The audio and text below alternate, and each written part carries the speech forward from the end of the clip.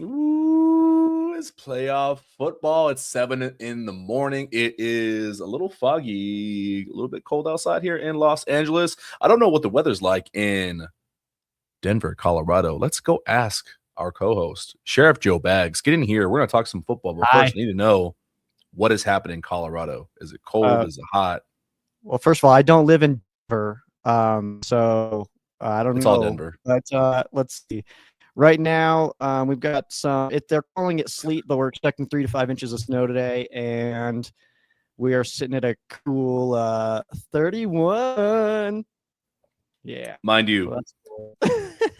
mind you, it is all Denver. When you're in these lesser known Oh, states that are not California, it's all Denver.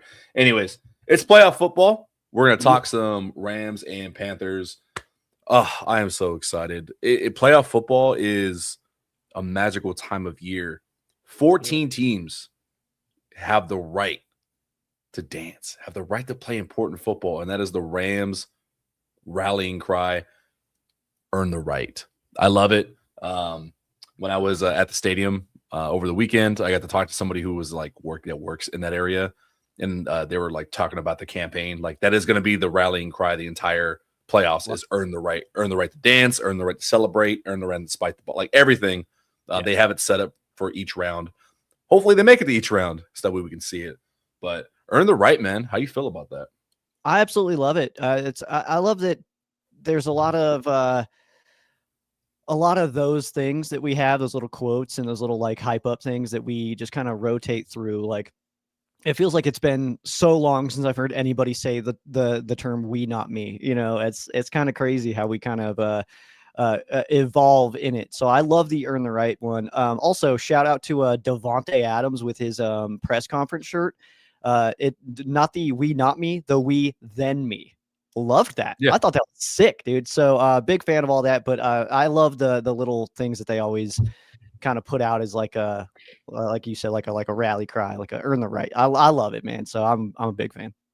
I love it. Like the we then me got changed because it used to be we not me, and Yeah. then with like honestly, kind of like the Rams team existence is like a snapshot into McVay's psyche because like him going through that little flub, like is he gonna keep coaching? Is he not? Does he love football? Yeah. That's when it changed to we then me because like he had to look inside and be like, oh, I'm not superhuman.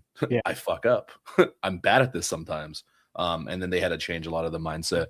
The earn the right though feels appropriate Mhm. because as biased as we are, like at times this is the best team in the league, but you've fallen short sometimes. Seattle, Atlanta, Carolina. Now you want to show that you're the best, you got to go earn the right, which is obviously common sense because it's playoffs. Mhm. But like you do have to, man. You got to earn the right. You got to go into Carolina. You got to make the dance. But it's just so exciting. I love it. It's the And best. shout out to Corn Doggy. Shout out to Corn Doggy. Shout out. That's awesome. This graphic's awesome. It's absolutely incredible. I love the the adorable little figures here. But yeah, man, it's it's this is gonna be a fun little run here, man. As long as many games as we can get, obviously I'm fired up for it. Obviously I want BY and V8 and all those guys to be watching the Pro Bowl. I don't want them to participate. So Mm-hmm. yeah, so let's let's get that. But first and foremost, man, I mean we got games to play until we even worry about that.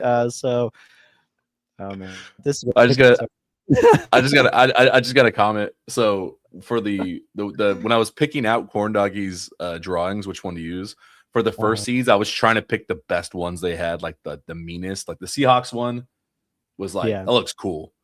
I could not find one for the Broncos that did not look like My Pretty Pony, that looked like aggressive and the top dog. So that's what, yeah, this is the best I could find. It's pretty scary. I don't know. I like it. That's good. And then with the Rams too, everything was like a little sheep, and I loved it. So Yeah. yeah, we've already given our stuff. Let's dive into this game, man. Yeah. Injury report came out. Kevin Dotson. It is looking less and less likely that Mhm. he's going to be available this week. I think when McVay was talking earlier in the week, he was talking about most likely divisional round, but we are getting return of the Q, which is super exciting. Panthers on their end, they look like they're going to be full participants, barring any minor setbacks for their main guys. And we'll talk about the Kevin Dotson thing probably a little bit more at length today. But just looking at this, what stands out most to you? What have you been thinking about this week in regards to like potential returns, health heading into this playoff run? Yeah, well, I mean, initially, I think it's one of those like sneaky hits that I don't think that will really talk about having like a big impact. If the Rams lose this game, we won't be like, oh man, the injury that burned us was Sean Dolak. But that actually is like a hit. That's like he's a really good special teams. So yeah, but yeah, that truly is a big hit. So that one there, he goes on IR, so he obviously will not be seen again this season. But I think that ultimately my biggest takeaways there would be Higbee obviously coming back, and then Lake. I think that those are just two leaders of your team that are just, it's so good to have them back on the football field. And whether or not, like, I've talked about it a lot, I think, just over these last few weeks, that I like all of our tight ends. I think we've got 4 really, really good ones, but the offense just feels more smooth when Tyler Higbee is the one that's out there, or one of the ones that's out there, because we use so many of them.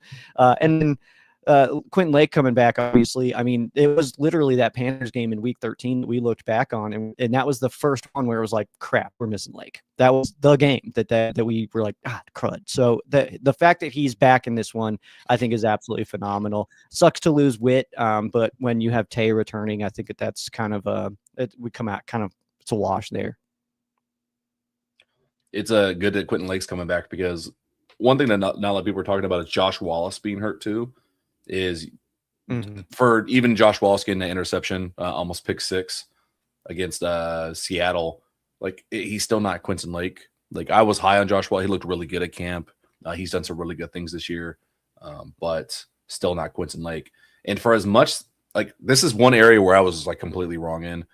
For as much as I hyped up, like, hey, Quentin Lake missing is a huge step back for the secondary, and that's why we're seeing some poor defense the last few weeks. I didn't give the same respect to Tyler Higbee. I have a personal bias with tight ends where it's like, you can kind of plug in, as long as you have a good system, a good quarterback, you can plug in almost anyone at quarterback or a tight end and be somewhat successful. I missed the same impact. I was wrong. Like, I just had a personal bias. I was wrong. Tyler Higbee, everyone talking this week about how the juice was kind of back for the offense, and it looked that way. It looked different in the second half. Stafford looked different in the second half. So really happy he's back. But I do want to talk to you about the Kevin Dotson thing, like I talked about. It will be, I believe, Justin Dedich in that right guard, subbing in for him. We know him pretty well. We know he's capable. Like, he won't be the worst guard this weekend playing, but he's still not Kevin Dotson. Yeah. And when we look back to week 13, how the Rams lost, the Panthers don't want to get in a shootout. I think Bryce Young is very capable, is very accurate. Those 3 for 3 on 4th downs, with one being a touchdown, like, he can burn you. Like, he's a first overall pick. Don't forget that. But he's not gonna drop back 80 times like Joe Burrow and burn you that way. They want to win the turnover battle. Like, all these key metrics, they just want to etch you out a little bit here, keep away, and just pound the rock. And the Rams, to be able to counter that, you got to run the ball a little bit. The Rams are not the best at short yardage situations on 3rd and 4th down. So anything here that stands out for you that you want to talk about heading into this weekend? Well, I just kind of want to touch on that that Kevin Dotson with Dedich playing was it's such unfortunate timing that, like, we could be looking at Havenstein possibly returning soon, and that would be kind of the perfect little buffer while we wait for K-Dot to push Warren McClendon inside, and then have Havenstein take his spot back. I think that would just improve our line greatly. But I mean, we're down 2 starters right now. Warren McClendon's played incredible. So, I mean, the drop off has not been, hard. And, it's like not one of those where we're like, oh crap. Like, it's, and no shots intended at anybody here, but it's not like when we lost AJ Jackson for a game and it was like, crud, we are way worse there right now. Well, that sucks. So that's good. But yeah, that right guard spot, obviously very critical. The time of possession that you have on screen here from that last game, I think that's absolutely huge. They ran 11 more plays than us and had 11 more minutes of time of possession than the Rams. So I think that's one thing. It's we did not control that game. They did, and we just can't really let that happen again, you know? So I would say that ultimately that's crazy. We had more drives than them, but way less plays. That's crazy. It's been a Yeah, bit since I've done the rewatch of that. Obviously, I didn't do it this week, and maybe I will before the week's up. Maybe I'll try to do that tonight. But that's kind of crazy, man. That's tough. But yeah, brutal. running the ball, I think, is going to be the most important thing for both sides. I think. Yeah, it's one of those games where you look at every metric and you're like, dude, the Rams are so much better than the Panthers on paper, and like stat wise, they did better. But you can only do so much when the other team has the ball. I remember specifically that third quarter went by so quickly when we were watching it. Yeah. And I'm just like, they're gonna lose this game. Yeah. Like I was a Debbie Downer at the end of the third quarter. I was like, dude, they're gonna lose this game. Like Carolina's game plan is play keep away, and they were able to do that. And for as much as people don't want to hear like the problems, like as much as I am high on Matthew Stafford, throwing in the rain is a nightmare. Mm-hmm. That could be a potential issue. Do I see that happening to him twice? It's like lightning striking twice, I would say. I don't see it. He may not be perfect on Saturday, but I don't think he's 3 turnovers and 1 at the 10-yard line with the game on the line. Like, you got to remember that too. For as much as shit went wrong, and for the fact they didn't have the ball for a whole quarter, they were knocking at the door. They're 1 pass away from taking the league. They're 1 changed play at the line of scrimmage, or where instead of a fumble, he's just saying, fuck it, let's check into a run, and now we're kicking a field goal going to overtime, and who knows what happens. Like, another loss that's like 1 play away from winning. So they were all that way. We could literally change 5 plays on the season and be an undefeated team coming into this week. I mean, that's like legitimate. So, I mean, it's crazy. Comment. Sorry. Oh. I was laughing because I was watching Between the Horns last night. Yeah. And they were talking about that, about the experience difference. Yeah. How the Rams have playoff experience, Carolina doesn't. They only have X amount of players with playoff experience, and oh look, most of them are Rams players. It's like when I didn't do it this week, but when I did the game preview originally for the Week 13 matchup, I went through and I tagged every former Ram that was a Super Bowl champion. It was like it was Super Bowl champion Austin Corbett, Super Bowl champion Ashawn Rouse. I did that the whole way down, and I was like, nah, not this time. But yeah, it is kind of crazy. Like literally, you look at it, it's Bobby Brown and Robert Rochelle that lead that. Like they're the top of the injury report for the Panthers, and yeah, it's kind of crazy. They do have a lot of former Panthers, but with Ivero, I mean, you would anticipate that. I mean, he obviously knew those guys pretty well, so bringing him over makes perfect sense. So it's all right, Canales. You want to be so bad. Honestly, I mean, and can you blame them? I mean, the Panthers have a bunch of former Rams, and they're in the playoffs. The Cardinals have 0 former Rams, and they're terrible. So I don't know, man. There's something to it, I think. But I also want to tag real quick the weather aspect of this game with. In my brain, whenever I'm thinking about Puka Nacua doing something insane, it's usually in the weather. He makes crazy weather catches too, man. So maybe I'm less worried about it than anybody else, but it's like rain, snow. He's making these one-handed catches anywhere. So I don't know, man. I think we'll be all right. Not to, and maybe I'm wrong. Maybe shit has changed in the 800 years since I played college football. Mm-hmm. I had 2 quarterback coaches, one in high school, shout out to Schwartz, and then 1 up at Humboldt State, Coach Tripp. The tool you use to combat bad weather, whether it's wind or a little bit of rain, what do you do as a quarterback to cut through that if you have to throw? Because you can't not throw. Like it's 2026. Like you have to throw. Mm-hmm. Throw it harder. Take air out of the ball. Yeah. Fucking, it's literally brute force. Just force it in there. Yeah, like that's if you have a weak arm, you're gonna struggle more. That's why I have confidence still, despite the weather in Stafford. Like, just take air out of it. Don't let the wind dictate it. Don't let the rain weigh it down.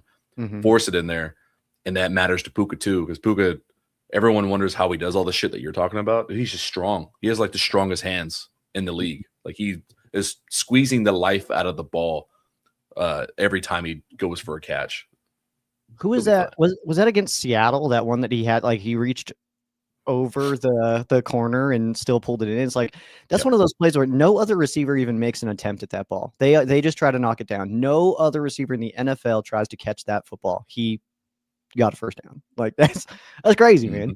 I love it. And then that catch that he had against Carolina, man, that's one of those plays where it's as you're watching it, you're like we all lose our minds. You know what I mean? Like we're all sitting here at the bar in Colorado watching, and we just stare at each other in disbelief. Like there's a lot of like hands on Every week. like, what? Every week.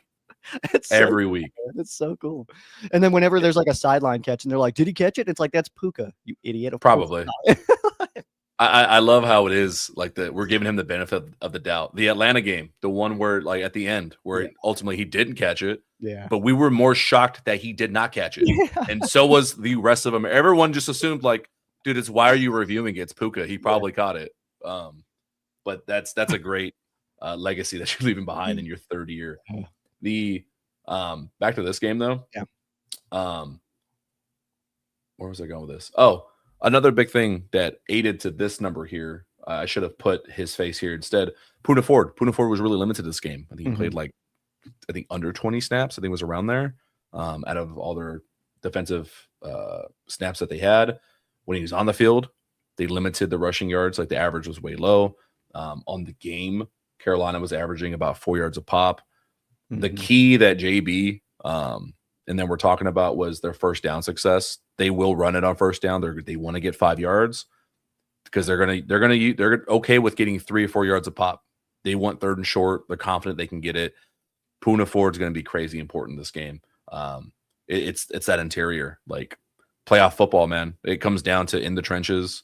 As cliche as it is, it really is up to like, can you limit mistakes between the tackles? Can you get that 1 more yard? Can you get that 1 more inch? And Rams really got to do a good job at stopping them on first down and forcing them in second and third and long. I think that's kind of where the game can be won. You're absolutely right. And I just remember back to that Week 13 matchup where it seemed like every time Chuba Hubbard was running the ball, that he would the pile would hit and the pile would move another 4 yards. And it's like, guys, it was getting so frustrating. You know, it's like we did a great job against Dowdle. He didn't really have a great day that game, but Hubbard, I mean, he had a receiving touchdown, and then, like I said, he was just moving those piles, which was very frustrating. I think that's one of the biggest, if not the biggest key for the Rams in this entire game is just be strong on first down on both sides, you know. But as we kind of look at that game, man, and it's like looking back at it, it's like that the pick six by Stafford, Mike Jackson got, and then that other one that went off the dome of Derek Brown into the hands of Nick Scott. Then you have 2 deep ball 4th down plays. And then I just kind of looking at it, and I didn't watch every Carolina Panthers game. That's ridiculous. I don't have the time. Okay. I am limited. I have a job and stuff. But I'm guessing that's one of their best games of the season that they played. And they won by 3 points, and we had a shot at the end. You know what I mean? So it's not that I'm trying to say like Panthers suck. We're obviously just going to beat the crap out of them, so like that, because they did beat us. That is a thing that happened. But it took 21 points in the craziest plays, and that 4th touchdown came on 3rd down. So if that's an incomplete ball, that goes to a decision time. You know what I mean? So I just think that the entire way that game went, every single thing seemed to be going the Panthers' way outside of that Puka catch, and they won by 3. So I don't know, man. That's where my head's at. I don't want to say lucky because I don't think that's the truth. I think that they had a perfect game plan, but how much is left in that bag? You know, like how many more 4th down deep balls do they have access to that Quentin Lake's not going to scout out? You know what I mean? So that's just kind of where my head's at is I think that they kind of went all out against us in Week 13. I don't know what they've got left. And I don't know what we've got left. You know what I mean? Like we didn't even see a 2-point conversion play, you know? So like there's a lot left out there that I'm waiting to see, but I just don't think that the Rams will come into this game knowing that you already lost to this football team and come out soft. I just don't see it. Soft. No, you're absolutely right. And I don't know if I would phrase it as what they got left in the tank. Like these guys are professionals. They're a professional football team. I mean, in the bag of like trick plays and like pulling stuff out. Gotcha. Situations. Not that like they can't hang because they're not used to playoffs and extra games and stuff. I think you're gonna see some shit. I think this is gonna be. I think the first half is gonna be very entertaining, and then ultimately, like we'll talk about it Friday on our last preview show. But I think the second half is where the decisions are made of like business decisions are made by the Panthers. Oh yeah. But the narratives matter too. And heading into this game, I think the Rams had a 5 or 6 game win streak. You're like preparing for the Panthers. You got some rain. Panthers are fighting for their life as well. Like the narratives matter, man. Like you slipped up a little bit. That's why I'm not overly worried about like, is this team going to head into this game with the right mentality? You're getting guys back. Guys are pissed off enough because I do believe that there's some they're calloused from Atlanta. I think the Atlanta one was the final straw. I know people are, even you are tired of hearing we'll learn from this. We'll learn from this because people love to hold on to that with McVay. They love to ignore that he's like one of the most winningest coaches, like in not just the Rams tenure, but like NFL right now. 100 dubs. Overly successful. Like we're kind of spoiled as fans because anytime there's like something not perfect, we're like, get him the fuck out of here. And it's insane to me when I see that. It's awesome. But yeah, crazy. But the Seattle one, it's like you lost. You're in the 1 seed. Like it's not like you got blown out. The Philly game, okay, they corrected those mistakes. Special teams has been fine. And then like this one, like you lost to a scrappy team, like to 3 points, like the final possession. The Atlanta one was the backbreaker where they just weren't mentally all there. And I think that pissed them off enough. And then you cap that off with the Arizona game, a get right game of like, okay, let's get on track. Who are we? And now, cool, let's go fucking beat some ass for 3 weeks. You know who you are. You got your guys back. Like this is what you've basically prepared yourself for all year. The pass rush, get that back. Like you mean tell me this guy right here is not just going to be throwing a left tackle at Bryce Young on that first drive? Like he may throw a person. That's almost that should be almost a guarantee. That versus just going to throw a human.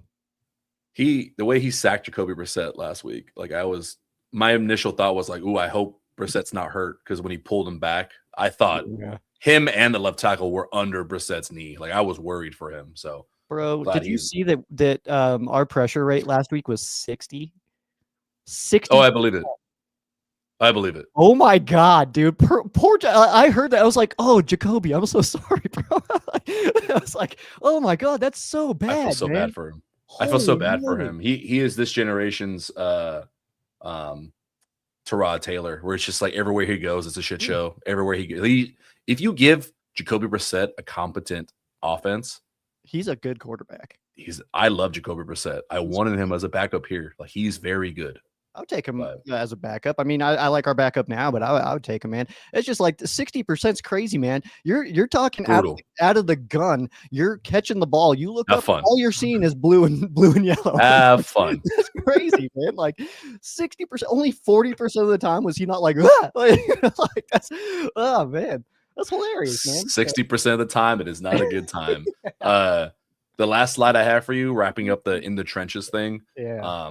Since if you guys cannot tell, today we're focusing on the like worries, so that way the rest of the week we can be uber positive. This one, I had Josh Yo's tweet. Shout out to Josh Yo's tweets. Follow him on Twitter. He is a phenomenal Rams fan, phenomenal researcher. He pulls up this stuff for us really quickly all the time. When the Rams have 3rd and 4th down with 3 yards or less, they are near the bottom of the league in converting. We saw it at the goal line. You saw it lots of times this season, and it felt that way. The numbers back it up. Heading into week 18, they were, I think, 27th in the league, and then it happened once or twice again, so who knows what the stat is now. It may be last for all I know. So this is important. Like, this can't be the trend. Like, you can't win a Super Bowl this way. Like, I do believe that. I think this would be the snake bite if they cannot change this.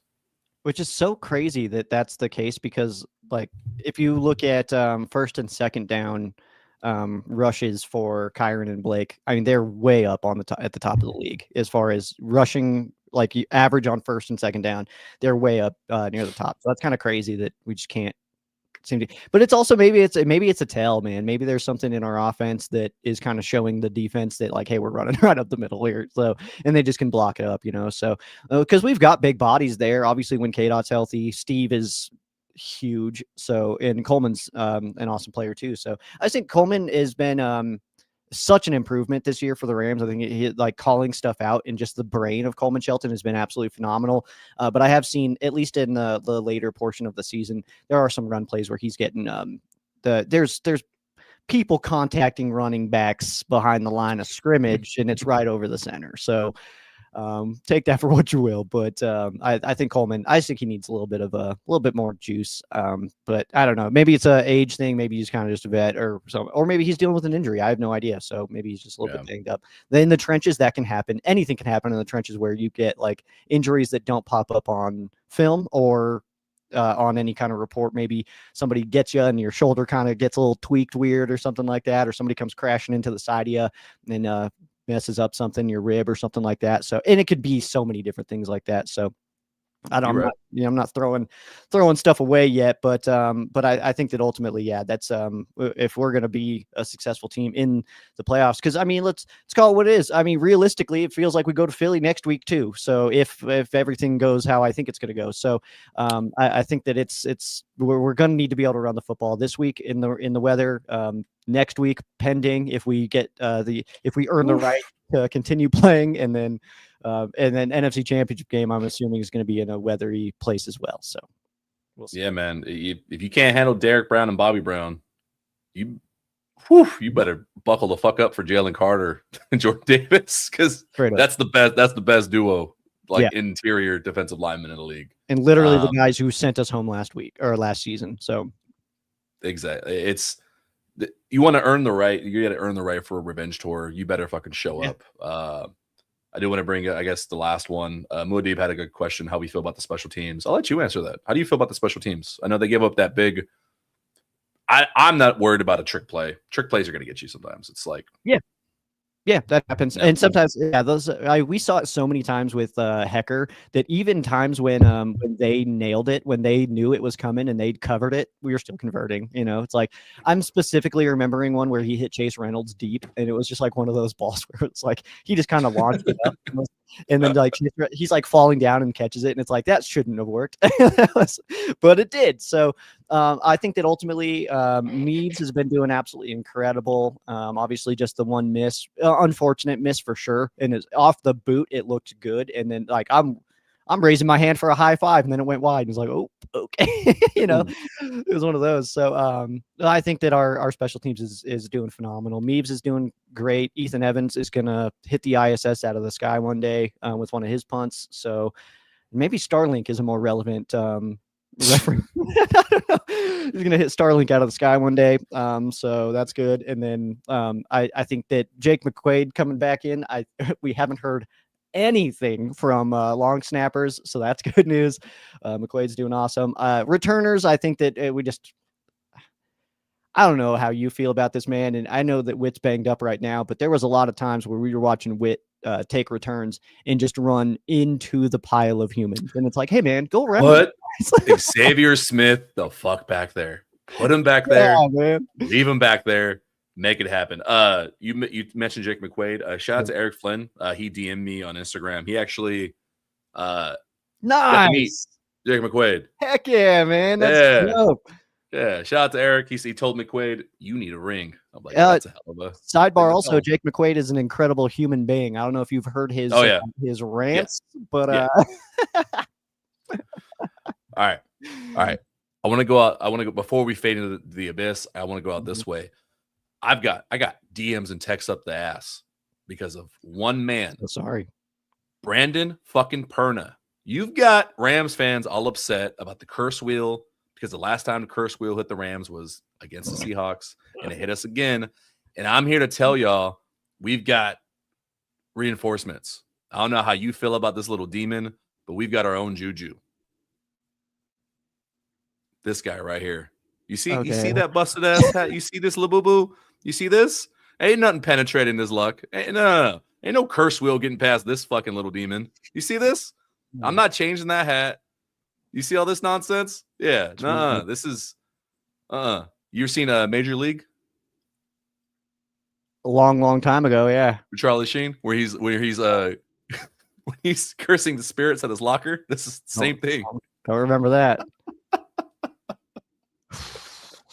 All Yeah, right. Well, I've got. Okay. I see your whatever the hell that thing is, and I raise you a Sheriff Joe Quacks. I love it. Yeah, we got to get out of here on that note. And it's a snow day. Got to go scrape the car. Got to go scrape the Honda. So we're gonna happy Honda days, by the way. Happy Honda days, not for Jordan Love. How dare you say? Yeah. How dare you say Toyota thought around here when you know we're a Honda Days family? I'm a December you celebrate Honda Days. Yeah, December to remember.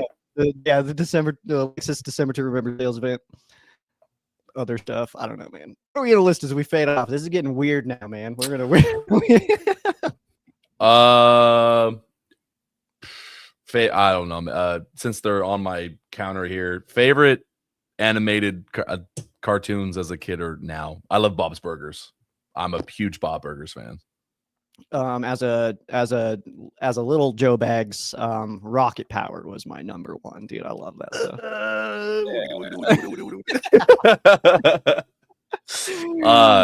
I mean, shout out to Quentin Lake for always using these SpongeBob. I mean, he's always got the SpongeBob memes after games. That's a classic fair. Everyone loves. That's fair. Yeah. Admin rocks those. Let's see. I was a Rugrats guy. I liked that. I was a Nick kid for sure. Fairly Odd Parents, easily goated. Not bad. Give me Cat Dog. Most ridiculous thing I've ever seen in my life. It's so good. Most ridiculous shit I've ever seen in my life. Oof. What else do we got? Oh, Simpsons, man. Treehouse of Horrors. I used to love those episodes. Okay, that's solid. On Halloween. Specifically, that is actually a really solid pick. Give me Angry Beavers. You seem like an Angry Beavers guy. That and Cat Dog.